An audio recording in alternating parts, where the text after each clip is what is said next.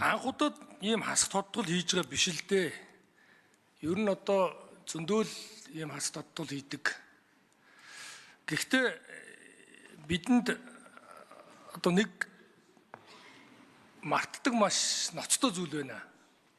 Шинэ үеийн зээж өвчтэй гэдэг шиг уулуургаас мөнгө олоод ирэхээр тэгэл бүх салбар дээр одоо оронтой юмаа нэмэл тэгэл хэрэглээ тал руугаа ингээд одоо төсвөд хэлээл тэгээ ийм байдлаас үүдэлтэй л өнөөдөр ийм одоо өндрөөс унж байгаа ийм л зүйл болж байгаа шүү дээ. Тэгэхээр энд бол юу гэдэг одоо ингээд гэвгэнт одоо ийм зүйл үүсэж байгаа гэдэг зүйл ерөөсөө биш. Өмнө ч бас ийм байсан. Тэгэхээр бид нар яах вэ гэхээр ингээд ерөөсөө оншуул их тодорхой байгаа шүү дээ. Зөвхөн нүүрснээс хараад байгаа даа. Тэгээ тийм учраас одоо ирээдүйд энэ уул уурхайн салбар бол манай тэргүүлэх салбар мөө. Тэгэхээр энэ өөр одоо уул уурхайн салбарын өөр ашигт малтмалуудыг эргэлтэнд оруулъя. Тухайлбал одоо критикал минерал, за одоо бусад төрлийн одоо өнгөт металл гэдэг дэлхийн зах зээл дээр үн цэнтэй болж байгаа энэ зүйл рүүгээ ажиллах ийм стратеги ерөөсөө байхгүй. Хөгжлийн бодлого төлөвлөлтийн тухай хуулиар салбарын стратеги байхгүйгээ заагдсан. Гэхдээ хөгжлийн бодлого төлөвлөлтийн тухай хуулиар жилийн хөгжлийн төлөвлөгөөн дээр нь энэ талаар наривчилсан стратеги бодлого байхгүй. Тийм учраас ийм том уналтанд ороод байгаа байхгүй юу? Хэрвээ одоо том компани байсан бол ийм зүйл хийхгүй гэж би бол бодож байгаа. Тэгэхээр энэ дээрээ бид нар оншоо одоо зөв тавих хэрэгтэй байна. Энэ бусад одоо эрсдэлтэй үед яах вэ гэдэг энэ зүйлүүдэд одооноос ингээ бодох хэрэгтэй. Тодтосын дараа мартаж болохгүй. Бидний том алдаа бол ингээ мартчихдаг. Тэгээ мөнгөтэй болохоор л одоо халигд залгиж байгаа. Тэгэл мөнгөгүй болохоор л одоо бийж тэгж хэлжсэн, тэрүүж тэгж сануулж ирсэн ингээл бүгдээрээ ингэж яриад тэгэл буруутан хайгаал. Тэгээ ингээд эхэлдэг. Тэгээ тийм учраас одоо энэ дээр ялангуяа манай улс төрийн одоо шийдвэр гаргаж байгаа төвшөнд улс төрийн албан тушаалтнууд, улсын их хурл, засгийн газар онцгой анхаарах хэрэгтэй. Энэ төрийн жирийн албан хаагчдын сангийн яамны гэдэг юм одоо төрийн жинхэнэ жирийн албан хаагчдын буруу ерөөсөө байхгүй. Тийм учраас энэ дээр одоо бид нар бас онцгой ингэж анхаарах хэрэгтэй байна. Нэг, хоёрдугаарт нь энэ үр дүн гарсан сонголтоосоо бид нар ухарж болохгүй. Орон нутгийн нэмэгдлийг 100% хүртэл өгөх боломжийг орон нутагт нээж өгсөн. Энэ том хөшүүрэг болсон. Одоо эргээд эннээс ухрах юм бол энэ орон нутаг чинь дахиад хүн очихгүй. Тэгээ зөв зүйтэй гаргаж байгаа бодлогыг үргэлжлүүлээд явах нь бол Монгол төрийн эрхэм чанар. Тийм учраас энэ дээр бол одоо байр суурь илэрхийлж байна.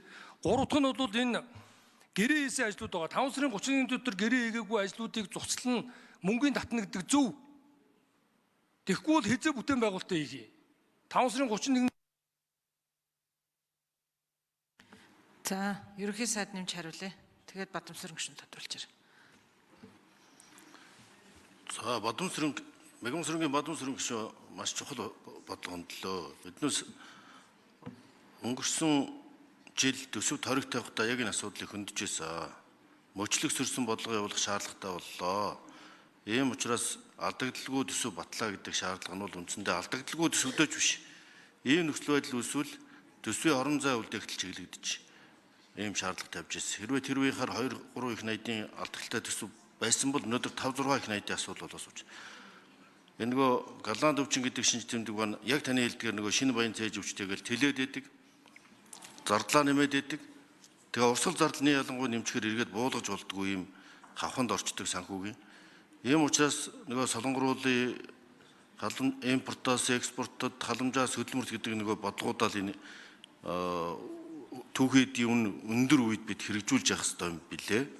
Ийм учраас одоо орон нутагт төр эрх мэдлийг өгсөн тэр зарчмаас ухарж болохгүй энэ зарчмаа бид үргэлжлүүлнэ гэж бодож байгаа 2 жилийн төсвөөс бол тийм учраас нүүрсний хамаарлыг бууруулж завраан, ховор элемент, критикал минералсын экспортыг нэмэгдүүлэх, за алт хөтөлбөрийг бас хэрэгжүүлэх, орлогын 30%-ийг баялагын сан руу төвлөрүүлэх, ашигт малтмалын хуулийг шинжилж жил тод байдлыг хангаж хариуцлагатай уулуурхайг хөгжүүлэх, орон нутагт бас сонирхлыг бий болох, орон нутгийн ард иргэдийн оролцоо сонирхлыг хангах гэх мэт зохис бодлогыг хэрэгжүүлэхээр төвлөрж байна. Уул уурхай дотор ганцхан нүүрснээс хамааралтай эдийн засаг байж болохгүй шүү, төсөв байж болохгүй шүү. Ийм учраас илүү уул уурхайн салбартаа ч гэсэн хөдөө аж ахуйн салбартаа ч гэсэн бодиттой өөрчлөлтүүдийг хийхгүй бол бид яриа хэлбэрээр үүжиж болохгүй гэж бид үзэж байгаа юм. Ийм учраас бид энэ санхүүгийн хяналтыг тодорхой хэмжээнд дээшлүүлнэ. Орон нутгийн эрх мэдлийг дээшлүүлэх оролцоог хангах чиглэлээр манай Бадамсүрэн гишүүн шиг туршлагатай гишүүд бас ялангуяа энэ санхүү төсвийн хуваарлалт дээр бас идэвхтэй хамтарч ажиллахыг хүсэж байна. Ингэжээж бид эдийн засгийн бүтцээ өөрчилж чадна. Эдийн засгийн бүтцээ өөрчлөхгүй бол ганцхан шахуу бүтээгдэхүүнээс экспорт үндсэндээ хамааралтай юм эдийн засаг доктортой байж чадахгүй нэг доктортой хөгжил хотлоо болно. Ийм учраас одоо бидний энэ төсвийн тодтол хийж байгаа зайлшгүй шаардлага бол энэ эхлэлийг тавихд бас чиглэж байгаамаа гэдэг. За 4 номерын микрофоноос ажлын хэсэг нэмж хариулъя. Хэн хариулах вэ танаа? За 3 номерын микрофон байна. Эдийн засаг хөгжлийн яамны төрийн наримчинд орох. За гишүүний асуултанд нэмж хариулъя. Түрүүн эдийн засгийн тооцоололтой холбоотой нүүрсний өмнөх он дээр хэд өндөр тооцоод байна гэсэн тийм шүүмжлэлүүд гарч ирсэн. Тэгэхээр төсвийн доктортой байдлын зөвлөл, сангийн яам, эдийн засгийн хөгжлийн яам бүгдийн тооцоол гаргахдаа хоорондоо аль бие усны макро тоонуудаа солилцож тухайн үед хамтарч ажилладаг. За тэгэхээр оны өмнө төсөв 25 оны төсөв боловсруулах үед бол нүүрсний үнийг тухайн үед 2 янзаар өгч ирсэн байна. 107, 122 гэдэг дундаж үнийн хувилбартай. За тэгээд экспортын нүүрсний биет хэмжээг 50 сая тонн гэсэн тоонод өгч ирсэн. За үүний дараа 2025 оны 3 сарын үед 26 оны төсвийн хүрээний мэдээлэл боловсруулахад за нүүрсний дундаж үнийг 2025 онд $85, 26 онд $88, 27 онд $92, 28 онд $96 гэсэн үнүүд бас тухайн үед гаргаж ирсэн. За эдийн засгийн хөгжлийн яам, сангийн яам энэтэй холбоотой төсвийн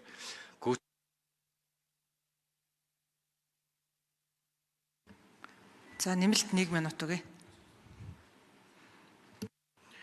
За төсвийн гүйцэтгэлийг тооцоолохдоо $80 тухайн үед 4 сарын хилцүүлэг 5 сарын ихээр бас тооцож үзэж ирсэн. Энэ үед бол төсвийн орлогын тасалдал 2.3 их найд гарч болох эрсдэлтэй гэсэн тооцоол гарч ирсэн. За сүүлийн үед эдийн засгийн нөхцөл байдал одоо гадаад секторын нөхцөл байдал сайжрахгүй. За 4-5 сарын үед бас нүүрсний худалдаатай холбоотой хүлээгдэж ирсэн идэвхжил нь бас явагдаагүй учраас нүүрсний одоо оны эхнээс тооцсон дундаж үн бол бас $70 унсан. Үүнтэй уялдуулаад бас оны эцсээр хүлээгж буй гүйцэтгэлийг 3.3 их найдын алдагдaltaй гэж тооцсон байгаа. За яг энэ нүүрсний дундаж үнэтэй холбоотой одоо гадаад олон улсын байгууллагуудын тооцоолж гисэн бас ойролцоо үнэтэй байгаа. Жишээ нь олон улсын валютын сангийн үн гэхэд энэ онд $68, эх онд $73 гээд цаашаа тийм 72 гэсэн үнүүдийг өгсөн байгаа. Бадамсүрэн гишүүн нэмж тодруулъя. Тэгэхээр ийм л юм хүсэж байгаа юм л да. Жишээлбэл одоо Арабын орнууд гэхэд үүштэй газрын тосны орлогоос орж байгаа орлогоосоо өөр салбар буюу критикал минералыг хөгжүүлэхэд зориулж хөрөнгө оруулалт хийж байгаа байхгүй юу?